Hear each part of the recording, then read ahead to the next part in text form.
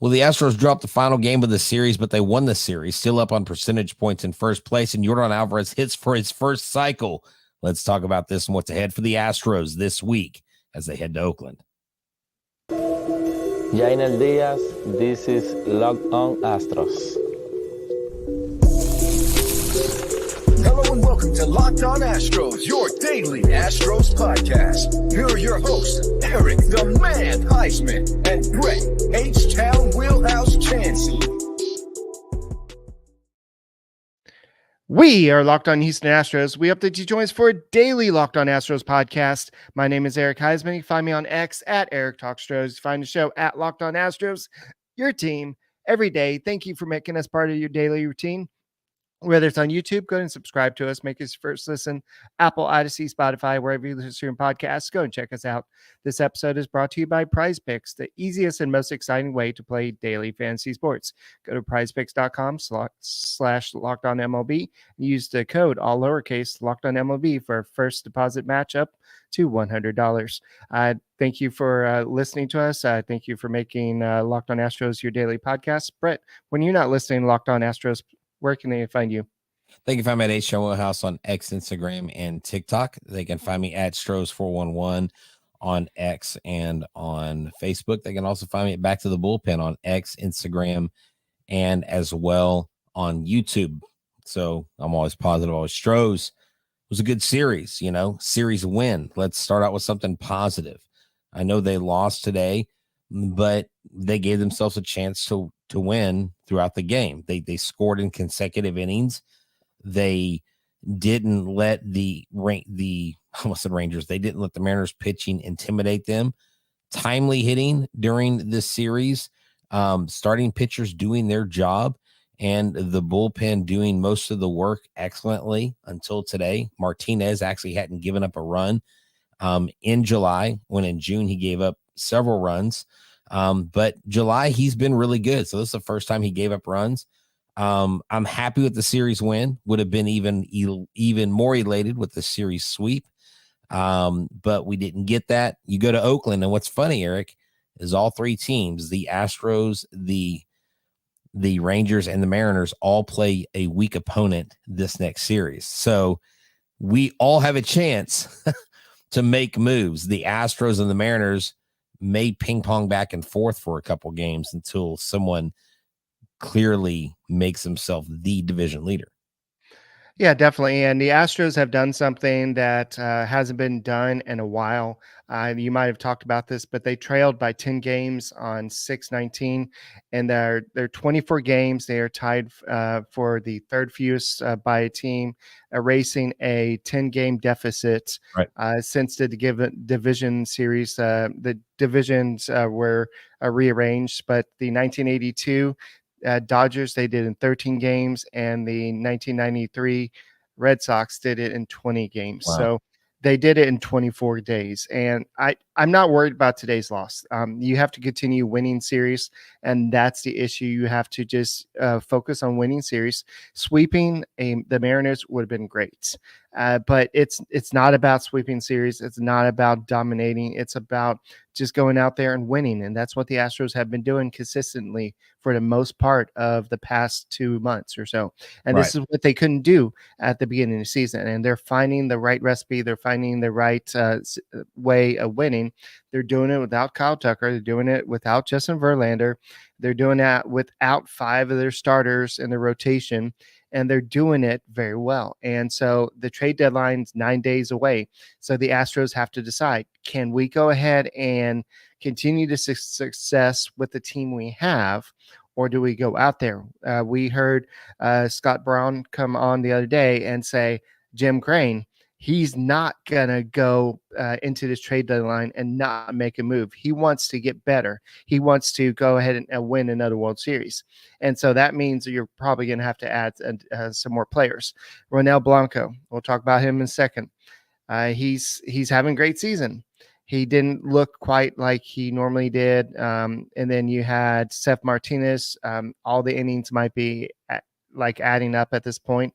You got to get some help for that rotation, and that way you can save some of Ronel Blanco's innings for, hopefully, knock on wood, the postseason.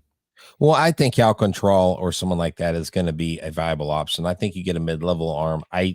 Dana Brown said this morning on MLB Network Radio on Sirius XM, he did say, yes, we're going after a top-tier starter. We're going after a top first baseman.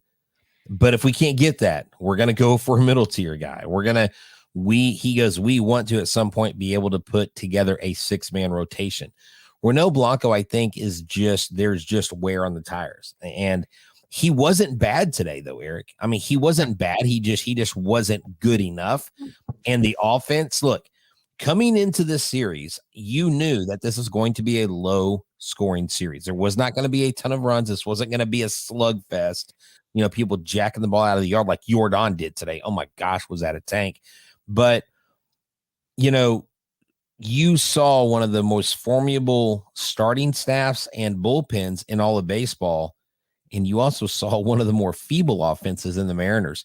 The Mariners just did enough today to get one over. I mean, it was 6-4. After they scored 2 runs, the Astros scored in the 4th inning, 6th inning, 7th inning, 8th inning. Any of those innings, you add 1 run in the 4th and 1 run in the 7th, you're tied. You add a 2 or 3 spot in the 6th, you win this game 7-6. This is a very winnable game. And what's funny is someone texted me earlier. They're like, is it me or does it seem like Yordan Alvarez has been quiet all series? And then he hits for the cycle. Mm-hmm. He just quietly hits for the cycle. This guy just I think it's his. He has several I think he has 3 or 4 hit games, but obviously it's his first cycle. Last time an Astros player hit a cycle, Topps Now did this whole like autograph series. I really hope they do one for Yordan, because if they do, I am ordering one because I would love to add that to my collection. That would be really sweet. But Eric, you come out percentage points up on the Mariners. Okay. Did you see the Mariners fan who caught she didn't catch the ball. She retrieved the ball with a cup. And our friend Wynn, who's a season ticket holder, is friends with this lady, and they got to meet Yordan. I actually reached out to some of Yordan's people because I didn't know they were able to get a hold of him. They said, yeah, we got the message. And so she got to hand the home run ball to Yordan because she said it's worth more to him than it is to me. I thought that was a really neat moment, for and Yordan. She didn't ask for anything. She said most people would be like, yeah, I would like a bat. I would like a jersey. I would like this and this. But Alvarez insisted on including a autographed ball, but that's about it. Yeah, and honestly, I think I'm at that point in my life as a fan. If it's a significant home run, you know what? I want the player to have it. Like I don't want to grovel and I want all this stuff. Now, I understand when maybe like younger fans do it. I get that. But that was a really classy thing for her to do. Man, dude, I got to get to Seattle to a game next year. I mean, that stadium is beautiful in the summertime, man. They said the roof was closed at first and then they opened it. I had a buddy of mine up there the whole series, him and his son.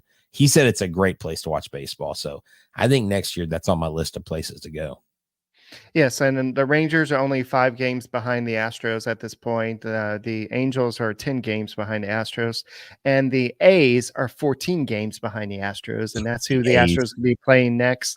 So the Astros got to take care of business, and they got to continue winning series. And this is a series that, on paper, you should go ahead and go in there and sweep. But we know the Astros don't always go in and sweep series, especially with I think Jake Bloss is going to go pitch one of these games. Yes. So we'll see what happens with this series. But the Astros are going to need to be a little bit more consistent. I know that we'll talk about Alvarez and his cycle and what does it mean for the Houston Astros in a second, but we'll also talk a little bit more about Ronel Blanco. But the Astros are where they want to be. And I saw Ben Verlander, that's his name, right? But that's right. You talking about Justin Verlander's brother? Yes. Yeah, Ben Verlander. Yes or no? Yes or no? He put out a tweet that said, all y'all were call me a homer when I said I'll be worried about the Astros if they're down by 10 games at the All-Star break. And now they're here and we're basically tied, or if not a little bit ahead of the Mariners. So the Astros are where they should be. We should all be happy, and I'm not worried about where this one loss. You're not going to win them all, and we'll go and continue this conversation next. This episode is brought to you by PrizePicks. PrizePicks is America's #1 fantasy sports app with over 5 million active members. It's the easiest and most exciting way to play fantasy sports. Unlike any other apps you have out there, it's not just you against a million people. It's you against the numbers. And you can pick more or less than 2 to 6 player projections and watch the winnings roll in. Get in the daily action with your friends and become a part of the PrizePicks community. Today, you can win up to 100 times your money. That's right. With as little as 4 correct picks, you can turn $10 into $1,000. The excitement is there. I myself play. Eric plays. It's a great app to use. So download PrizePicks app today and use the promo code LOCKEDONMLB for a first deposit match of up to $100. That's code LOCKEDONMLB on PrizePicks for a deposit match up to $100. Pick more, pick less. It's that easy. Passion, drive, and patience, the formula for winning championships, is also what keeps your ride or die alive. eBay Motors has everything you need to maintain your vehicle and level it up to peak performance. Superchargers, roof racks, exhaust kits, LED headlights, and more. Whether you're into speed, power, or style, eBay Motors has you covered. With over 122 million parts for your #1 ride or die, you'll always find exactly what you're looking for. And with eBay Guaranteed Fit, your part is guaranteed to fit your ride every time or your money back. Because with eBay Motors, you're burning rubber, not cash. With all the parts you need at the prices you want, it's easy to make your car the MVP and bring home huge wins. Keep your ride or die alive at ebaymotors.com. Eligible items only. Exclusions apply. eBay Guaranteed Fit, only available to U.S. customers. Guys, thank you for making Locked On Astros podcast your first listen every day. Whether it's on YouTube, go ahead and hit that little red button down there that says subscribe, and go ahead and make us your first listen. Apple, Odyssey, Spotify, wherever you listen to your podcast, check us out and go and make us your first listen and become an everydayer. Go and check out Michael Connor over at the Locked On Astros postcast as well. He does a great job. And Brett was doing a great job this weekend, filling in and doing all the weekend podcast because he was super excited about the Astros being in first place. So I thank you for doing that. I couldn't, unfortunately, stay up for those games, but I mean, I watched them, but not enough to do the podcast. But guys, thank you for everybody that watches the podcast every day. So I want to say that the Astros have put us through the ringer this year. And I think that for the rest of the year, we're going to have maybe a few downs here or there, but I think you're going to see more positive production. And I think it depends on what happens in the next 9 days. If the Astros do nothing at the trade deadline, and I could see them, because they don't trade away a lot of their future, I can see them having some justification not to do anything at the trade deadline. But knowing Jim Crane, he will not do that. And we see that Dana Brown's already talking about, we're going to go out there and basically saying that it takes 2 teams to tango, but at the same time, you got to find the right match. Yeah. Hey, Eric, if you could, on the community tab tonight on YouTube, if you could share the Discord link. There's people asking for it. I think there's some people wanting to hang out in Discord. I know you know more about that than I do. But hey, guess what? The Astros moving into first place. We moved into first place on Locked On MLB, 11,806. We now are once again the most subscribed to Locked On MLB baseball channel in the Locked On network. We just took back first place from the Locked On Mariners. So I need y'all to literally find 5 friends that do not subscribe to this channel this week, just 5. Tell them all they got to do is click subscribe, and tell them to watch one show. And after they watch one show, share it with at least one other person. Let's grow this show. Get us to 12,000. Also, another thing, I just want y'all to know, I'm gonna try to hammer out the details tomorrow and Tuesday. I'm eyeing the September 1st game versus the Pirates, Eric. It's a Sunday game, to do a Locked On Astros group game. It's an afternoon game. It's fairly inexpensive, and looking to get a group between 20 and 30 tickets so you guys can come and hang out with us. And you know what? We'll even make some content while we're there with you guys, the fans. So if y'all are interested in that, I'll put information on the community tab as well and let you guys know where you can go to purchase those tickets. So September 1st versus the Pirates, it's a Sunday game. So y'all go check that out. Eric just put the link in there to the Discord. And if y'all promise to do that, we'll do that. And then I may be firing up a subtext account here pretty soon as well. There's a lot of ways to get a hold of us, guys. This has been a fun season. Yeah, Eric, I did. You know, what I did was I said, hey, guys, go watch Michael Connor, go check him out. And then 30 minutes after that, hop over here. And so they were getting a double dose all weekend. I don't think anybody covers their team the way we cover our team. And I absolutely love that. Now, my question for you is this, getting back to the, getting back to the game and the calls today. There was some criticism today of, Joe Espada bringing in Chaz McCormick, for Singleton, I think, right? Or like Singleton or whatever. And which, I don't know, like, dude, Chaz just looks lost at the plate. I mean, Chaz did get a hit later on. He did get an RBI. So he did produce something well, but the at bat before that was probably the worst at bat of the game. And Chaz, to me, it's almost like he doesn't have a place right now on the team, Eric, because he's not playing a lot. When he plays, he's contributing some, but is he going to end up somewhere else? I mean, I don't know what value he has, but there's no way they get rid of Myers. There's no way they get rid of Dubon. You know what I'm saying? But the whole scenario of trading again goes back to who are you going to give up? Well, I think that the answer is they're probably going to play him a lot more over the next couple, maybe 9 days to maybe show what his potential is. Hopefully he'll have some good games because the Astros would like to possibly move Chaz McCormick, but at the same time, we've seen what he's done in the playoffs. He is a good defensive guy out there. I know Jake Myers can make the same type of catches, but when it's time for the big moment, Chaz McCormick has been there in the past. And so he may not be.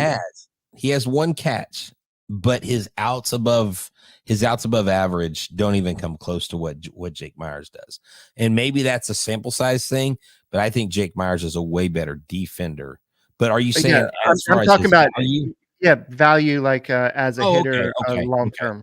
Okay. So like Jake Myers has been a okay hitter up till this point. Now, this point, he's a good hitter. And so I think that some teams will look at what Chaz McCormick has done in the past and look at that and look at what he does over the next 9 days. Sure. And somebody could add Chaz McCormick as a bench option. He is not going to be somebody that can get you a whole bunch of talent, but you can possibly get a single A pitcher or something to build up your farm system. Maybe somebody like in the top 30, maybe 29, 30, something like that for him. So you can get some type of value for Chaz McCormick. But the Astros are likely going to have to move from the farm system. Well, okay, but here's the thing though. If you're making any trades, you're not trying to bolster your minor league system. The only trades you're making right now are to make a difference in the big league club. Your minor league system doesn't get you the World Series. Yeah. So I don't even think that's even on their radar.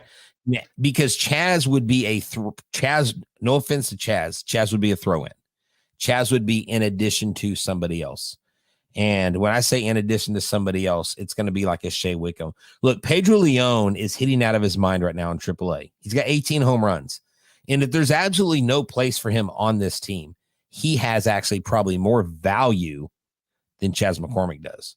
And so just overall, but I see the Astros going out, getting a Cal Control. Look, we did sign Aledmus Diaz. We'll see how he does. And he may just be there more as a mentor role, but he can play first. He can play third. He can give rest to Alex Bregman. You know what I'm saying? So I think the Astros have some options offensively. It's just the pitching I'm really concerned about. Blanco's innings, he's projected to get 170 innings plus this year. you've got to reduce his workload somehow, get a 6-man rotation going. And JV, we got to get him back ASAP. Well, Mark Feinstein did say that teams are the trade market's going to heat up a little bit this week. He said per multiple sources, the Rays are likely to both buy and sell, while the Mets, Padres, and Twins are among the teams firmly in the buyer category. So what I'm saying, Brett, is the Astros could be a buyer and seller as well. They could use Chaz McCormick as a way to bolster the system while using other prospects to build up the current team.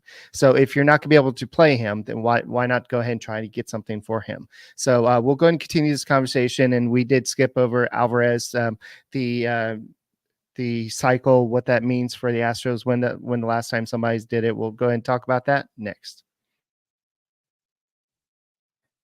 Go to FanDuel.com and download this amazing app. I love sports. I love them so much that I never want them to stop. But as the playoffs wind down and we get fewer and fewer games, the sports aren't sporting like I want them to. But FanDuel lets me keep the sports going whenever I want. All I have to do is open up the app and dream up bets at any time I'm in the mood. And this summer, FanDuel is hooking all customers up with a boost or a bonus daily. That's right, daily.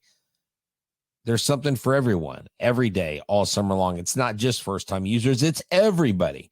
So head over to FanDuel.com and start making the most of your summer. FanDuel, the official sports betting partner of Major League Baseball. Go get FanDuel today. It's fun. You'll love it. Can't go wrong.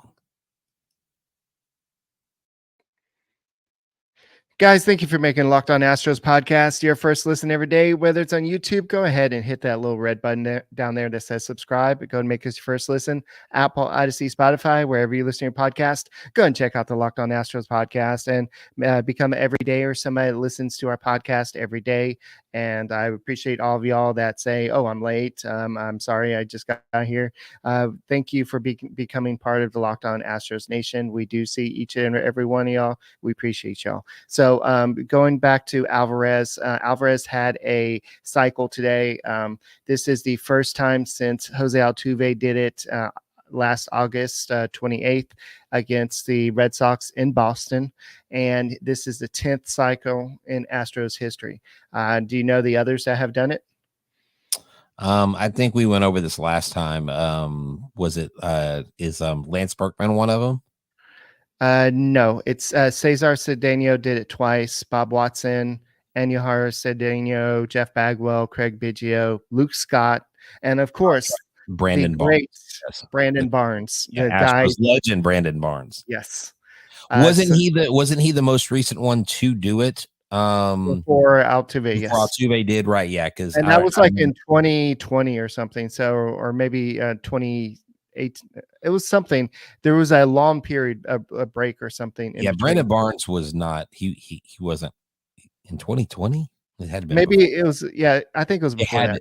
Yeah, it had to be before that. That's what I'm saying. There's like a long break. Yeah. I don't remember when it was, but there's a long break. I just remember that. So, also Alvarez crushed his home run. It was 111.7 miles per hour off the bat. Initially, they said it was 379 feet, but then StatCast changed it to 529 feet. It's like ChatGPT was like, oh, let's do the recalculations. And so they did the recalculations and they came up with something that people are still arguing about right now, still saying that it should have gone a little bit farther, but it doesn't matter. It was a legendary shot. And I think that Alvarez looks like he's about to get in his groove. And this is what we talked about going into the All-Star break.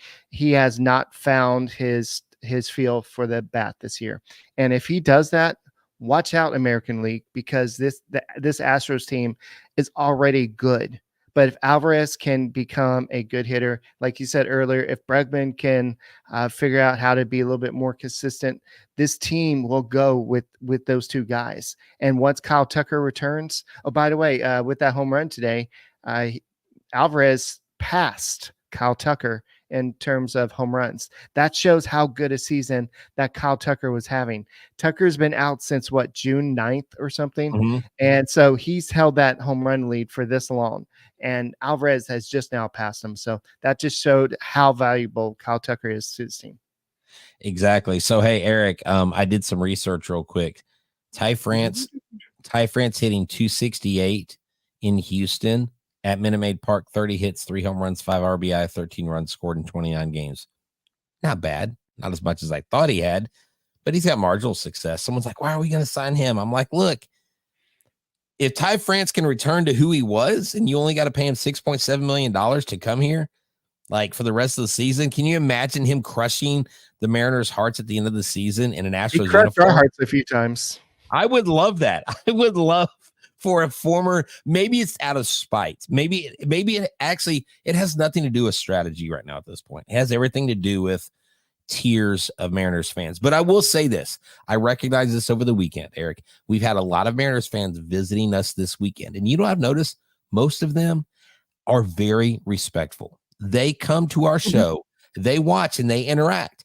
And, you know, kudos to them because they have civil conversations with us. And so I'm not going to talk too bad about their fans or anything, but man, gosh, I really wish we would have got that sweep. But yes, look, that baseball, it did go 429 feet. I got someone on Twitter arguing with me. I don't believe you. Look, if a ball hits on the base of the wall or the top of the wall and it's 429 feet away from home plate, it's still 429 feet. Okay. Now I have an old Mickey Mantle card. Mickey Mantle hit a 565-foot home run, and there's a card that has a stadium and it has a little arrow on it. I'll post a picture of it on X if y'all follow me. It would be interesting. Now, I was looking for it. I couldn't find it. I want to know the trajectory, the projected like distance of baseballs that go out of stadiums. I want to know how far they go. Did you see what Shohei Ohtani did today? Hit his 30th home run. Yeah, but did you see how far it was? No. It was like 479 feet. He almost hit it completely out of Dodger Stadium in center field. Wow. It was Mark McGwire-esque. It was your favorite player. I love Mark McGwire. Mark McGwire is amazing. I freaking love Big Mac. That's my guy right there. But yeah, dude, that was crazy. That was a crazy home run. And earlier, the Red Sox, the Red Sox walked one of the Dodgers. I forget who it was to get to Freddie Freeman, and he crushed a home run. I was like, look, the Dodgers, I think the Phillies go from the National League. I think if the Astros can make a push, I'd love a Phillies-Astros rematch. But if the Astros do make it into the World Series, we could face the Phillies or the Dodgers. I think either one of those matchups would be scary, but they'd also be fun because who in their right mind outside of Houston thought that the Astros would be where they are? And you know the other teams are going, oh, crap, they're doing this without, like you mentioned, Tucker, without JV. They got Luis Garcia coming back. I mean, this club has got a lot in them. And Sean Dubin told us they haven't even played their best baseball yet. Well, Luis Garcia may be coming back at some point. He threw 15 pitches the other day. So they kind of slowed his roll a little bit. And I know Justin Verlander threw 40 pitches off the mound the other day, so he's making some forward progress. And Kyle Tucker was taking some ground balls in the outfield. They're not testing any lateral movement. They're not saying, okay, go to your right, go to your left. But he was fielding some ground balls in the outfield. So it looks like he's making some baby steps to come back. So that's some little injury updates. But a big one is that we may have seen the end of Cesar Salazar in this stint with the Houston Astros, as Victor Caratini is set to return at some point during the A's series. Okay, good. No, but you know what though? That's good. Salazar did his job. Salazar did an admirable job. I love him. I have been a big fan of his since he's come up from AA to AAA. All the pitchers you and I, Eric, have talked to in the system have all just given high praise to Cesar Salazar. So he knows his place, and he knows he still has opportunities down the road. And who knows? The Astros may need him. They may need to rest Diaz. God forbid, we don't want Diaz swinging a hot bat. We don't want him getting injured, but he may need rest. So it's good to have someone else in the wings, man. You know what I'm saying? And also Joe Spada says, my job is to manage this team. I really like the players we have and these guys competing I can't say this word, but I'll say their butts off. I trust our front office to do what's best for our club. And so basically he's saying that whatever Dana Brown decides to do, I'll go ahead and play those players and we'll go ahead and roll with what we got. So also that Spencer Arrighetti is going to be on the mound tomorrow. Jake Bloss will take the mound on Tuesday, and Hunter Brown coming off a pretty good start on Friday against the Mariners fans and Mariners had that series circled. So the Mariners came in motivated to win this. They're like, oh, the Astros are coming. This is our chance to put them back in the rearview mirror. Well, it didn't work out so well, as you had Framber Valdez and Hunter Brown both take care of business. But so we'll have to see what happens. Ronel Blanco didn't look as great as he has in the past, but he may be hitting a little bit of a wall, so to speak, that as he reaches his and that's right. No, yeah, definitely. I mean, he's gonna wear it down. But hey, Eric, this is a great show. Glad you made it back. I really think the Astros have it in them to be able to sweep the Oakland A's. The Oakland A's are pesky. The Astros won't take them lightly. They know what work they have cut out because after Oakland, come home, baby. We got the Dodgers. We got the Pirates. We've got a 9-game homestand. It's going to be fun. I'll be there Friday night versus the Dodgers. It's going to be Friday night fireworks. I'm loving that. I'm excited for that.